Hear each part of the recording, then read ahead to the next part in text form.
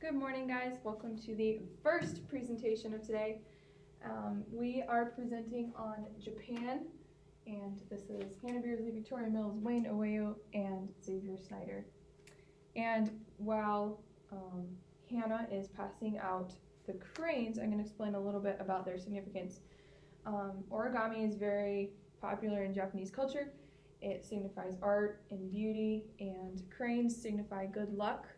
And it's just a really important part of Japanese culture, the beauty and grace that they represent. All right, so some quick facts about Japan is that Japan is an archipelago, which means that it's just a chain of islands, and it's actually a chain of over 6,800 islands. There are 5 main islands, and that makes up most of Japan. The majority of the population lives there, and that is about 126 million people total. The capital of Japan is Tokyo, and their currency is the yen, and the exchange rate between the yen and the dollar is actually about 1 yen for every penny.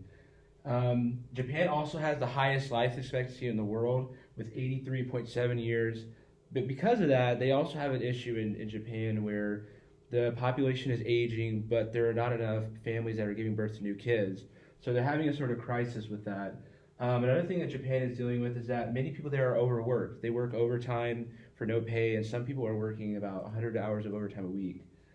Going on to the history of Japan, it's really important to understand just a brief history of Japan because that really tells you about the culture Japan is today.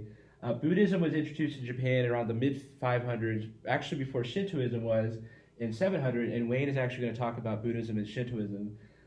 For a long time, Japan was an empire, and then it was a shogunate, which means it was ruled by military leaders, and then it went back to an empire. And for that long period of time, Japan actually lived in a period of isolation. So they didn't let anybody into Japan, only Dutch traders. They didn't want anybody going in or out. And because of that, Japan actually had a very unique culture for a long time that wasn't influenced by anywhere else or anything else.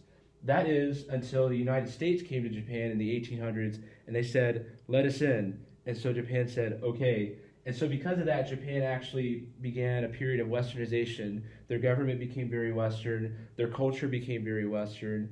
And they actually began to expand outwards like a lot of the Western countries. And World War II happened. They were struck by the atomic bombs, and that changed everything. And that's really important because the United States actually came in, rewrote their constitution, and made Japan what it is today. And as a result of that, they had an economic and technological boom, which created a lot of companies like Sony, Suzuki, and so forth. When I was trying to find similarities between Japan and the United States, I had a really difficult time.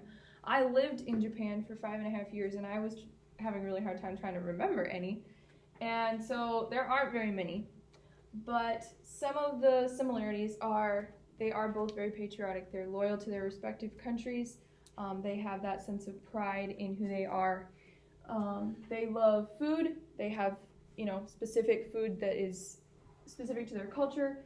They love sports and are very active in sports. They love social media and entertainment and things like that. Both are champions when it comes to research and technology in this world today, and both value art and beauty. Some of the differences between Japan and the United States is Japan is not very diverse. It's mostly Japanese people. Obviously, the U.S. is very diverse. Japanese bow while Americans shake hands. Hannah's going to talk a little bit more about that with the business side of it. Japanese culture is very collectivistic. U.S. culture is very individualistic. Japan is crowded. The U.S. is more spread out. It's about half of the population of the United States squished into the land or living space of Rhode Island. Japan puts a lot of emphasis on honor and respect, and while the U.S. is more bold and patriotic and proud in their heritage, Japan has a low crime rate. U.S. is much higher than that. And just for kicks, Japan, black cats mean good luck, and in the U.S., black cats mean bad luck. Okay, so when it comes to business customs in Japan, they're very much different than they are in the U.S. So business customs in Japan are based off of Japanese culture and rituals from hierarchy. Um, some ways to dress if you were to meet someone in a business setting in Japan would be to dress very orderly and conservatively. In the wintertime, men are expected to wear dark suits with a white shirt and a dark colored tie, nothing bright. In the winter, it is acceptable for them to wear a half sleeve shirt with a light gray suit since it is so hot outside. Women are expected to dress conservatively, and their hair should either be worn short or tied back, and no noticeable jewelry or short skirts are allowed. That's considered very inappropriate.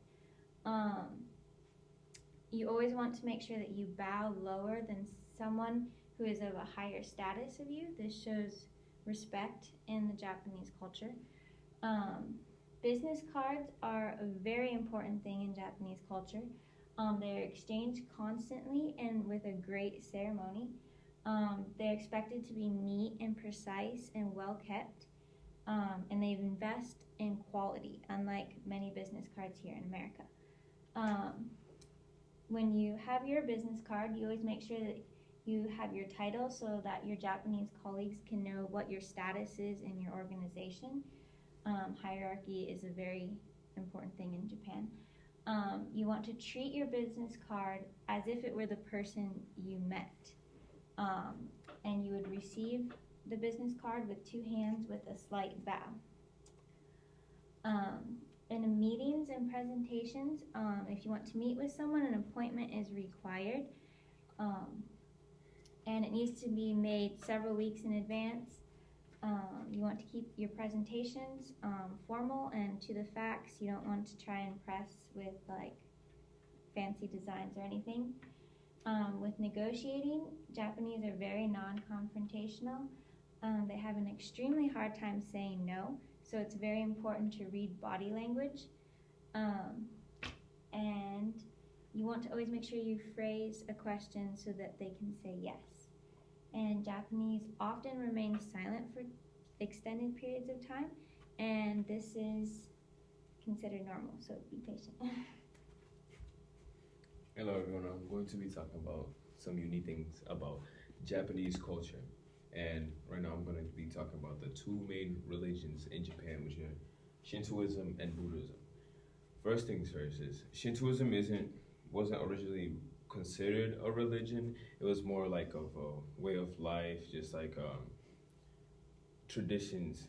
Like when people practice Shintoism, they worship to temples and different things, and they have festivals. So like they don't really have specific guidelines and boundaries for practicing Shintoism. It's more like just times of year they do these things, and when they want certain things to happen, they go to the temples to pray to the seven main gods of Shintoism. And Shintoism and Buddhism kind of intertwine because 75% of the people practice some kind of Buddhism and 90% of the people practice some kind of Shintoism. So it kind of intertwines. And in Japan, there are 4 or 5 different schools of Buddhism that they mainly practice, which is Pure Land Buddhism, Nichiren Buddhism, Shingon Buddhism, and Zen Buddhism. The Japanese food is mostly seafood, rice, and noodles. So when eating in a Japanese household, they typically eat with their knees. They kneel down. They kneel down and sit down on their heels, and they typically use chopsticks to eat. And things that you shouldn't do are like stick 2 things of chopsticks on top of the rice, because they do that for burial ceremonies. And you should always they typically say things like itadakimasu to say thank you for the food, and you should always try to accept seconds and be thankful for the food. Also, they enjoy sports like Aikido, martial arts, Aikido, Judo, Kendo, Jiu-Jitsu, Sumo, soccer, basketball. And Kendo is like kind of like fencing, and the others like different types of martial arts.